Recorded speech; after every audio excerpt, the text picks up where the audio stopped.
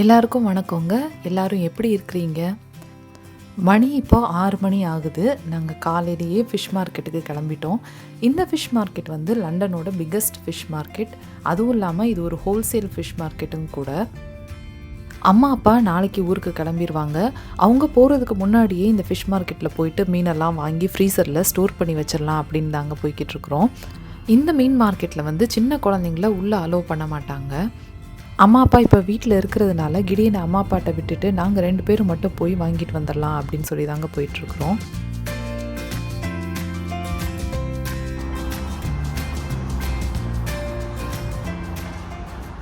எங்கள் வீட்டுக்கு பக்கத்துலேயுமே மீன் கடைகள் இருக்குது. ஆனால் நம்ம எதிர்பார்க்குற மாதிரி மீன் அங்கே கிடைக்காது. அதுவும் இல்லாமல் ரேட்டுமே ரொம்ப எக்ஸ்பென்சிவாக இருக்கும். இந்த மாதிரி ஹோல்சேல் ஃபிஷ் மார்க்கெட்டில் வந்து பார்த்து நம்ம மீன் வாங்கிட்டு போகிற ஒரு எக்ஸ்பீரியன்ஸே தனி. இங்கே உள்ள மீனெல்லாம் பார்த்திங்கன்னா மோஸ்ட்லி வந்து யாருமே இங்கே கிலோ கணக்கில் வாங்கிட்டு போய் நான் பார்த்தது கிடையாது. எல்லாருமே இந்த பாக்ஸ் வச்சுருக்காங்க பார்த்திங்களா, அப்படியே பாக்ஸாக தான் எடுத்துகிட்டு போவாங்க. இதில் இன்னொரு ஸ்பெஷாலிட்டி என்னென்னா, இங்கே வந்து நம்ம ஊர்லேயும் அதே மாதிரி ஸ்ரீலங்காலேயும் இருந்து மீன்கள் இங்கே வந்து எக்ஸ்போர்ட் பண்ணுறாங்க. அதனால் நம்ம ஊரில் நம்ம என்ன பேர் சொல்லி கேட்போமோ அதே பேர்லேயே நம்ம இங்கே வந்து மீன் வாங்கிட்டு போகலாம். நிறைய தமிழ்காரங்க இங்கே கடை வச்சுருக்குறாங்க. இந்த ஃபிஷ் மார்க்கெட்டை பற்றி ஒரு டீட்டெயில்டான வீடியோ என்னோடய ஹஸ்பண்டோட சேனலில் போட்டிருக்கிறாரு. நிறைய பேருக்கு என்னோடய ஹஸ்பண்டோட சேனல் தெரிஞ்சிருக்கும். தெரியாதவங்களுக்கு சொல்கிறேன்.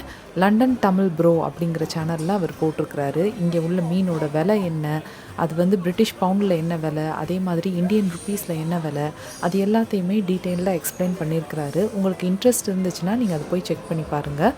டிஸ்கிரிப்ஷனில் நான் லிங்க்கை கொடுக்குறேன். அந்த வீடியோவுமே கிட்டத்தட்ட இது வரைக்கும் 2.5 லட்சம் பேர் பார்த்துருக்குறாங்க. உங்களுக்கு அந்த வீடியோ யூஸ்ஃபுல்லாக இருக்கும்னு நினைக்கிறேன். மீன் மார்க்கெட்டுக்கு வரோன்ன உடனேயே என் ஹஸ்பண்ட் வந்து கார் போட்டை ரெடி பண்ணிட்டாருங்க. கீழே வந்து ஒரு பிளாஸ்டிக் ஷீட்டு விரித்து அதுக்கு மேலே நியூஸ் பேப்பர்ஸ்லாம் போட்டு அதுக்கு மேலே ஒரு பேக்கை வச்சு அதுக்குள்ளே தான் மீனெல்லாம் வச்சு எடுத்துகிட்டு போகிறோம். என்ன தான் விரும்பி நம்ம மீன் சாப்பிட்டாலும் காரில் வந்து மீன் ஸ்மெல் வந்துடக்கூடாது அப்படிங்கிறதுல அவர் ரொம்ப ஜாக்கிரதையாக இருப்பார்.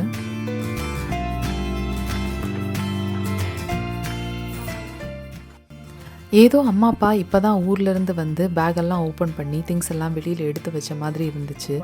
நாள் எப்படி ஓடிச்சுன்னே தெரியல. அதுக்குள்ளே அடுத்து அவங்க ரிட்டர்ன் போகிறதுக்கு டைம் வந்துருச்சு.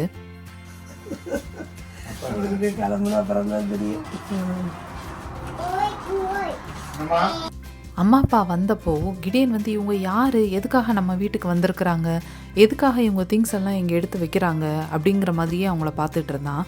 அப்பா வந்து சோஃபாவில் போய் உட்கார்ந்த உடனே இவர் யாரா, நம்ம சொல்கிறதுக்கு முன்னாடி இவர் பாட்டுக்கு போய் நம்ம சோஃபாவில் உட்காந்துருக்கிறாரு அப்படிங்கிற மாதிரி ஏற இறங்க பார்த்தான். ஆனால் கொஞ்ச நாள்லேயே அப்பா அம்மா கிட்ட அவன் ரொம்ப அட்டாச்ட் ஆகிட்டான். நாங்கள் இல்லைனாலும் பரவாயில்ல, பாட்டி தாத்தா அவனுக்கு வீட்டில் எப்பயுமே இருக்கணும். இந்த மார்க்கெட்டில் பொதுவாக வந்து மீனெல்லாம் க்ளீன் பண்ணி கொடுக்க மாட்டாங்க. இது ஹோல்சேல் மார்க்கெட்டுன்றதுனால அப்படி தான் வாங்கிட்டு போகணும். ஆனால் இந்த கடை நமக்கு தெரிஞ்ச கடை. ஸோ ஏற்கனவே நம்ம சொல்லி வச்சுருந்ததுனால சங்கரா மீனும் நெத்திலி மீனும் மட்டும் க்ளீன் பண்ண பாக்கெட்டே அவங்க வச்சுருந்தாங்க. அதனால் அதை மட்டும் வாங்கிட்டு வந்துட்டோம். மற்ற மீனெல்லாம் இனிமேல் தான் நம்ம க்ளீன் பண்ணி பேக் பண்ணணும். இந்த மீனுக்கு பேர் வந்து சீ பிரீம்னு சொல்லுவாங்க. தமிழில் என்ன பேருன்றது தெரியல. இந்த மீனுக்கு ஆல்ரெடி குடலெல்லாம் எடுத்தாச்சு. இப்போ என் ஹஸ்பண்ட் வந்து அது எல்லாத்தையும் செப்பரேட்டாக ஃப்ரீசர் பேக்ஸில் போட்டு வைக்கிறாருங்க. இது ஏன்னா மொத்தமாக நம்ம போட்டு வச்சிட்டோன்னா அதுக்கப்புறம் ஒன்ஸ் ஃப்ரீஸ் ஆயிடுச்சுன்னா அதை பிரிக்கிறது கஷ்டம். இந்த மாதிரி தனித்தனியாக ஃப்ரீசர் பேக்கில் போட்டு வச்சிட்டோன்னா நமக்கு தேவைப்படும் போது அந்தந்த ஃப்ரீசர் பேக்கை மட்டும் எடுத்து நம்ம அதை யூஸ் பண்ணிக்கலாம். எல்லாத்தையுமே போட்டு எடுத்து டீஃப்ரீஸ் பண்ணணும்னு அவசியம் இருக்காது. இந்த ஹோல்சேல் மார்க்கெட்டுக்கு போனால் மட்டும்தாங்க நாங்கள் வஞ்சர மீன் வாங்குற மாதிரி இருக்கும்.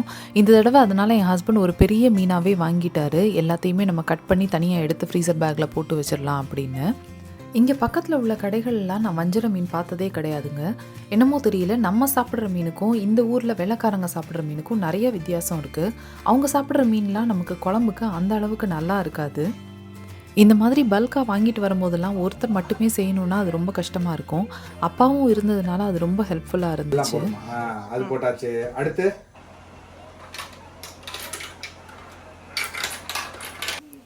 யூகேல ரயட்ஸ் நடந்துட்டுருக்கு அப்படிங்கிறதே நாங்கள் நியூஸ் பார்க்கும்போது தாங்க தெரிஞ்சிச்சு. சப்போஸ் நாங்கள் டிவியை ஆன் பண்ணி நியூஸ் பார்க்கலன்னு சொன்னால் இப்படிலாம் ஒரு விஷயம் போய்கிட்டு இருக்கதே எங்களுக்கு தெரிஞ்சிருக்காது. நாங்கள் இருக்கிற ஏரியாவில் எந்த ஒரு பிரச்சனையும் இல்லை. ஆனால் நார்தர்ன் இங்கிலாண்டில் ஒரு சில இடங்களில் இந்த மாதிரி ரயட்ஸ் நடந்துட்டு இருந்ததா நியூஸில் பார்த்து தான் நாங்கள் தெரிஞ்சுக்கிட்டோம். அப்பா மீன் குழம்பு நீ செய்கிறியா இல்லை நான் செய்யட்டுமான்னு கேட்டார். நீங்கள் ஊருக்கு போனதுக்கப்புறம் எனக்கு வேறு வழியே கிடையாது, நான் செய்கிறது தான் நான் சாப்பிட்டாக்கணும், இல்லை நீங்களே செஞ்சுருங்க அப்படின்னு சொல்லிட்டேன். ஒரு சிலர் கமெண்ட்டில் கேட்டிருந்தாங்க, அம்மா அப்பா தான் இங்கே இருக்கிறாங்களே அப்புறம் ஏன் கிடியனை சைல்ட் கேரில் விடுறீங்க அப்படின்னு. ஏற்கனவே நான் பழைய வீடியோலையும் சொல்லியிருந்தேன், ஒருவேளை அவங்க அந்த வீடியோ பார்த்துருக்க மாட்டாங்கன்னு நினைக்கிறேன். அம்மா அப்பா ஊருக்கு போயிடுவாங்க, அதனால தான் நான் சைல்ட் கேருக்கு அனுப்புகிறேன் அப்படின்னு சொல்லி. இங்கே வந்து சைல்ட் கேரில் சீட் கிடைக்கிறது ரொம்ப ரொம்ப பெரிய கஷ்டங்க. அதுவும் நம்ம இருக்கிற ஏரியாவில் நமக்கு பக்கத்துலேயே சைல்ட் கேர் கிடைக்கணும் அப்படின்னு சொன்னால் அது வந்து அவ்வளோ ஈஸியாக கிடைக்காது. கிட்டத்தட்ட ஒரு 6 மாதம் வெயிட் பண்ணி தான் இப்போ அவன் இருக்கிற சைல்ட் கேரில் இடம் கிடச்சிச்சு. ஸோ அம்மா அப்பா போனதுக்கப்புறமா நம்ம திருப்பி போய் சைல்ட் கேருக்கு நம்ம அலையணுன்னா அது ரொம்ப கஷ்டமான விஷயம். அதனால தான் அவனோட சைல்ட் கேரை கிவ் அப் பண்ணாமல் அதுலேயும் பிளேஸை நாங்கள் அப்படியே மெயின்டைன் பண்ணிக்கிட்டே இருந்தோம்.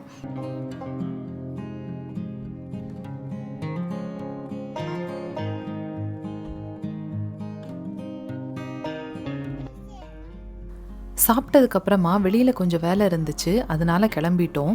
நமக்கு தான் எல்லா வேலையும் லாஸ்ட் மினிட்ல செஞ்சு தானே பழக்கம்.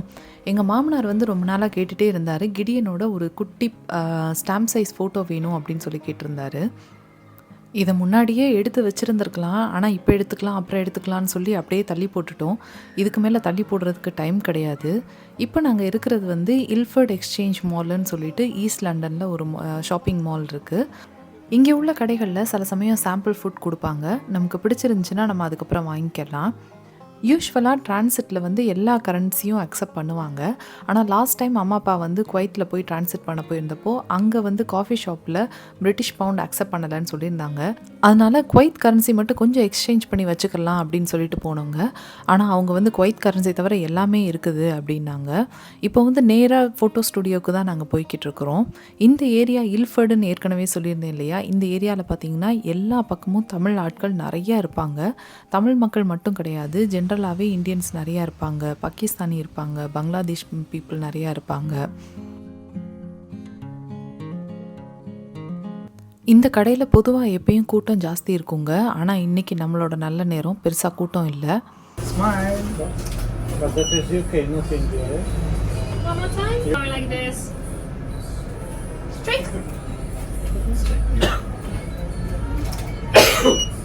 Smile. Give me a smile. Yeah. Smile forbidden. No smile. A smile. சரிமா.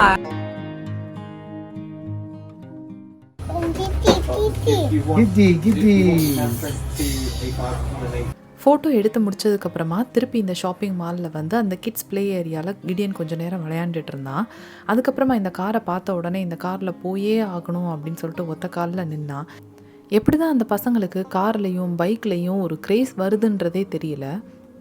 வீட்டுக்கு போகிற வழியில் கிடியன் பீட்சான்னு கேட்டுக்கிட்டே இருந்தான். அதனால சரின்னு சொல்லிட்டு அவனுக்கு பீட்சா தான் வாங்கிட்டு வந்திருக்கோம். இதுக்கு முன்னாடி நாங்கள் அவனுக்கு பெருசாக பீட்சாலாம் வாங்கி கொடுத்ததே கிடையாது. அவனுக்கு எப்படி தெரிஞ்சிச்சுன்னு தெரில, மேபி சைல்ட் கேரில் கொடுத்துருப்பாங்கன்னு நினைக்கிறேன். அதனால அவன் பீட்சா வேணும்னு கேட்டுகிட்டே இருந்தான்.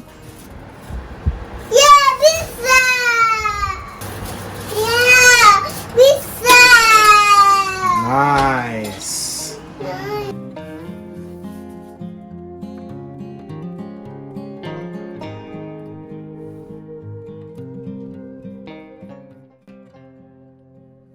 லஞ்சு ஹெவியாக சாப்பிட்டதுனால யாருக்குமே பெருசாக டின்னர் சாப்பிட்றதுக்கு தோணலை.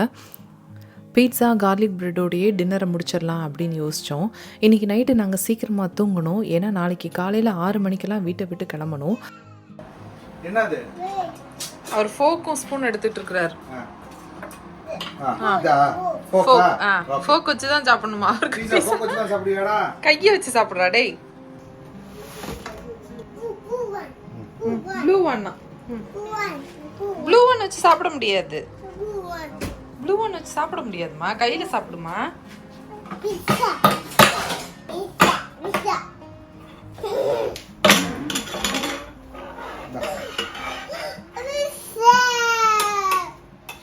அம்மா அப்பா வந்ததுக்கப்புறமா கிடியனோட ஃபுட் ஹேபிட்ஸில் நிறையவே மாற்றம் ஏற்பட்டிருக்கு.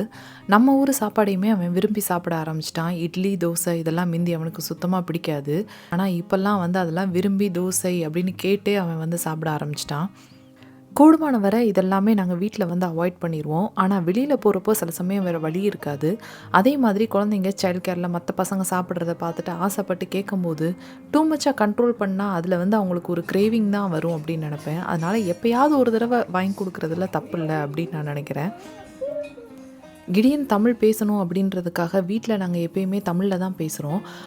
நம்ம தமிழில் பேசும்போது அவன் நல்லா புரிஞ்சுக்கிறானே தவிர, ஆனால் அதை பதில் சொல்லும்போது அவனால் தமிழில் பேசுகிறதுக்கு அவன் ரொம்ப கஷ்டப்படுறான்.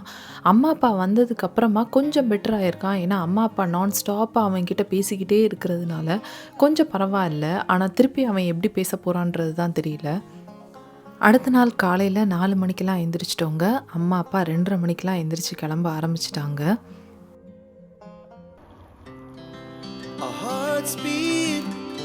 To the city streets, we began to feel the fire. Gideon பொதுவாக எந்திரிக்கும் போது இந்த அளவுக்கு அழுதுகிட்டே எந்திரிச்சு நான் பார்த்தது கிடையாது. அவனுக்கு இன்ஸ்டிங்க்ட் தோணுச்சா என்னன்னு தெரியல, அம்மா அப்பா ஊருக்கு கிளம்புறது எல்லாத்தையும் பார்த்துட்டு அழுக ஆரம்பிச்சிட்டான்.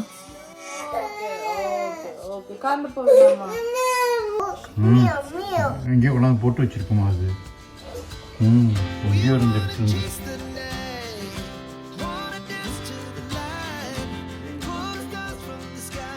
எங்கள் அப்பா தூக்கி வச்சு ஆறுதல் படுத்தினதுக்கப்புறமா தாங்க அவன் ஆறுதலானா. நம்மளுடைய எமோஷன்ஸ் எவ்வளோ தூரம் குழந்தைங்களை அஃபெக்ட் பண்ணுது அப்படிங்கிறத நான் அப்போ தான் புரிஞ்சுக்கிட்டேன். மணி இப்போ கிட்டத்தட்ட ஒரு 5:30 ஆயிடுச்சு. அம்மா அப்பாவோட லக்கேஜ் எல்லாத்தையும் காரில் வச்சுட்டு வரேன்னு சொல்லிட்டு அவர் கீழே இறங்க ஆரம்பிச்சிட்டாரு. இந்தியாவிலேருந்து கிளம்பும்போது இந்த ட்ராலியோட வீல்ஸ் எல்லாமே நல்லா தாங்க இருந்திருக்கு. ஆனால் ட்ராவல் அப்போ அவங்க எப்படி ஹேண்டில் பண்ணாங்கன்னு தெரியல. அந்த ஒரு ட்ராலியோட வீல் உடஞ்சிருந்துச்சு. அதை ஃபஸ்ட்டு நாங்கள் ரியலைஸ் பண்ணலை. இப்போ எடுக்கும்போது தான் என் ஹஸ்பண்ட் பார்த்துட்டு ஐயோ இதில் வீல் உடஞ்சிருக்குது அப்படின்னு சொன்னார். ஆனாலும் சுத்தமாக அதை அந்த வீல்ஸ் ரோல் ஆகாமல் இல்லை, ஓரளவுக்கு மேனேஜ் பண்ணிக்கிற மாதிரி தான் இருந்தது. Anyway it's too late. இப்போ நினச்சாலும் எதுவும் பண்ண முடியாது. நாங்கள் எப்போ வெளியே போகிறதுக்காக கீழே வந்தாலும் கிடியன் அந்த மரத்தில் இருக்கிற அந்த மினி ஆப்பில் பறித்து தர சொல்லுவான். இப்போவும் அதே தான் கேட்டுட்ருக்குறான்.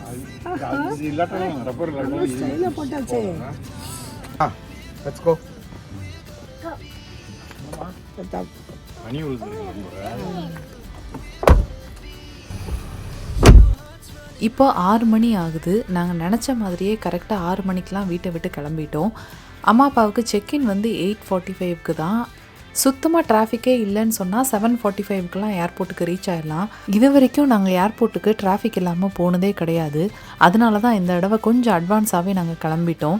நாங்கள் நினச்ச மாதிரியே இன்றைக்கும் கொஞ்சம் டிராஃபிக் தான். ஆல்ரெடி 8:15க்கு தான் நாங்கள் ரீச் ஆகும்னு சொல்லி டைம் காமிச்சிட்டு இருந்தது. சீக்கிரமாக கிளம்புனதுனால எதுக்கும் ஒரி பண்ண தேவையில்லை. நமக்கு எக்ஸ்ட்ராவாகவே டைம் இருக்குதுன்னு நான் அப்பா அம்மாட்ட சொன்னேன். டிரைவர் கொஞ்சம் வருது. லேட் ஆகிடுச்சுன்னா அடுத்து இன்னும் ஒரு 1.5 மாதம் கழிச்சு தான் நம்ம அவங்களுக்கு விசா முடியுது. அந்த டிக்கெட்டை போட்டுருவோமா கடைசி நாள்? அப்பா நான் அப்படியே நடந்தே போயிடுறேன் ஏர்போர்ட்டுக்குன்றேன்.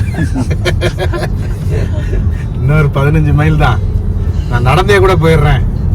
இன்னொரு 1.5 மாதம்லாம் இந்த ஊர்லலாம் இருக்க முடியாதுன்றாரு. காலையில் 2:30 மணிக்கே எழுந்திரிச்சிட்டதுனால அம்மாவுக்கு பயங்கர டயர்ட் ஆயிடுச்சு. காரில் போகிற வழியிலேயே தூங்கிட்டே இருந்தாங்க. இவங்க எப்படி அவ்வளோ லாங் ஜேர்னி போக போகிறாங்கன்றது எனக்கு ஒரே பயமாக இருந்துச்சு.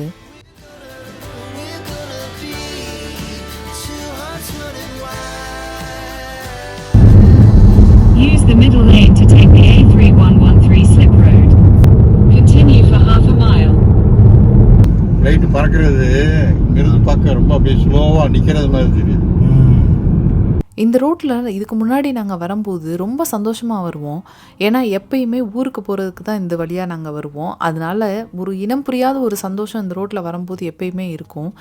இந்த தடவை தான் இந்த ரோட்டில் வரும்போது மனசு ரொம்ப அப்படியே ஒரு பாரமாக இருந்துச்சு. நம்ம கூட ரியாலிட்டியை அக்செப்ட் பண்ணிவிட்டு மனசை ஆறுதல் படுத்திக்குவோம்.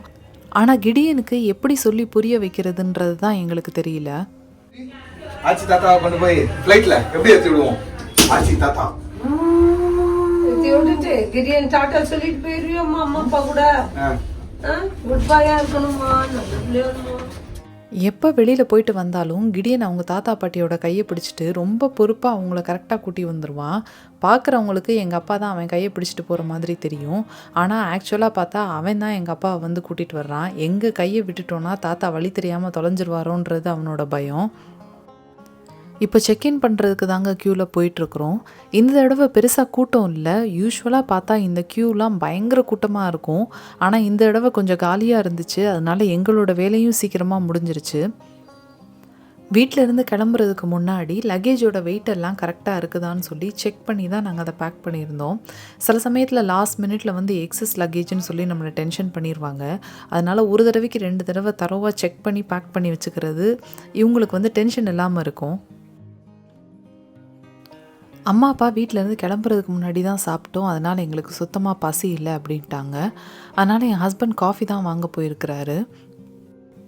எனக்கு எங்கள் அம்மா அப்பா ஊருக்கு போகிறாங்களேன்ற சோகத்தை விட கிடியனை எப்படி வச்சு சமாளிக்க போகிறோம் அப்படிங்கிற ஒரு பயந்தாங்க இந்த நேரத்தில் எனக்கு ரொம்ப ஜாஸ்தியாக இருந்துச்சு.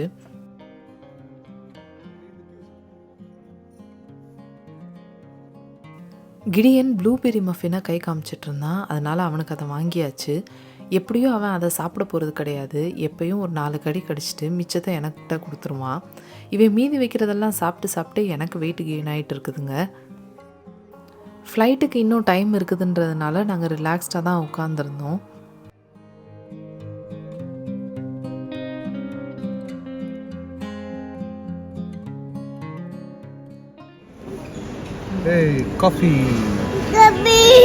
காஃபி சூடு. நாங்கள் எல்லாம் காஃபி குடிக்கிறத பார்த்துட்டு கிடியனும் காஃபி வேணும்னு அழுக ஆரம்பிச்சிட்டான். அவன் குடிக்க மாட்டான், வேண்டான்னு சொன்னாலும் எங்கள் அம்மா கேட்கல. எங்கள் அப்பா வந்து அந்த சின்ன கப்பில் அவனுக்கு காஃபியை ஊற்றி அவன் குடிக்கட்டும் அப்படின்னு வெயிட் பண்ணிகிட்டு இருந்தார். தாத்தா பை பை. ஃப்ளைங் கிஸ் கொடுத்துருங்க. பாட்டி தாத்தாவுக்கு ஃபோன் பண்ணுவியா? தாத்தா பாட்டி ஃப்ளைட்டில் போகிறாங்க அப்படின்னு சொன்னதை கிடியன் எப்படி புரிஞ்சுக்கிட்டான்னு தெரில. லண்டன் நைட்டில் போகிற மாதிரியோ இல்லை ஒரு கேபிள் காரில் போகிற மாதிரியோ ஏதோ ஃப்ளைட்டில் போயிட்டு ரிட்டர்ன் வந்துடுவாங்க அப்படிங்கிற மாதிரி தான் அவன் நினச்சிட்டு இருந்தான். பாய் சொல்லிடு, தாத்தாக்கு பாய் சொல்லிடு. பாய் பாய் பாய். சரிம்மா. ஃபோனுமா ஒய்ஃபை எடுக்கும், உங்களுக்கு ஃபோனில் எடுக்கும். போய் ஆன் பண்ணிக்கோங்க உள்ள. கிடியனுக்கு என்ன நடக்குதுன்னு ஒன்றுமே புரியல. என்னடா தாத்தா பாட்டியை அனுப்பிச்சி வச்சுட்டாங்கன்னு ஒரு மாதிரி அப்செட் ஆனால் பக்கத்தில் இருந்த கடையில் போய் அவனுக்கு கொஞ்சம் சாக்லேட் தாங்க வாங்கி கொடுத்தோம். நாங்கள் நினச்ச மாதிரியே இந்த பயப்புள்ள அதுக்குள்ளே மறந்துருச்சு. சாக்லேட்டை பார்த்த உடனே ரொம்ப சந்தோஷமாயிட்டான். சில சமயம் யோசிச்சா சின்ன குழந்தையாகவே இருந்திருக்கலாம் அப்படின்னு தோணுது. சிலர் யோசிப்பீங்க, அம்மா அப்பாவை பிரிஞ்சு இவ்வளோ தூரத்தில் நீங்கள் இருக்கணுமா, பேசாமல் இந்தியாவுக்கே வந்துட வேண்டியது தானே அப்படின்னு. என் ஹஸ்பண்ட் வந்து லண்டனுக்கு வந்து கிட்டத்தட்ட ஒரு 20 இயர்ஸ் ஆயிடுச்சு. நானும் இந்தியாவை விட்டு போய் ஒரு 14 இயர்ஸ்க்கு மேலே ஆயிடுச்சுங்க. திரும்பவும் இந்தியாவில் போய் இருக்கணும் அப்படிங்கிறது எங்களுக்கு ரொம்ப ரொம்ப கஷ்டமான விஷயம். எங்களோட ஜாப் எக்ஸ்பீரியன்ஸ்லேருந்து எல்லாமே வந்து அப்ராடில் தான் இருக்குது. இந்தியா பிறந்த வீடு அப்படின்னா யூகே வந்து புகுந்த வீடு. அதனால் ரெண்டையுமே விட்டு கொடுக்க முடியாது. எப்பயுமே இந்த ரெண்டுக்கும் நடுவில் தான் நம்மளோட பேட்டில் இருந்துகிட்டே இருக்கும். இதுவே இவ்வளோ கஷ்டமாக இருக்குன்னும் போது கல்ஃப் கண்ட்ரீஸில், அரேப் கண்ட்ரீஸில் இருக்கிறவங்களாம் எப்படி அவங்களோட ஒய்ஃப் பிள்ளைங்களெல்லாம் விட்டுட்டு தனியாக இருக்கிறாங்கன்னு தெரியல. அதெல்லாம் நினச்சி கூட பார்க்க முடியல. ரிட்டர்ன் போகிறப்போ இந்த ரோட்டில் ஃப்ளைட்டை நம்மளால் ரொம்ப க்ளோஸாக வாட்ச் பண்ண முடியும்.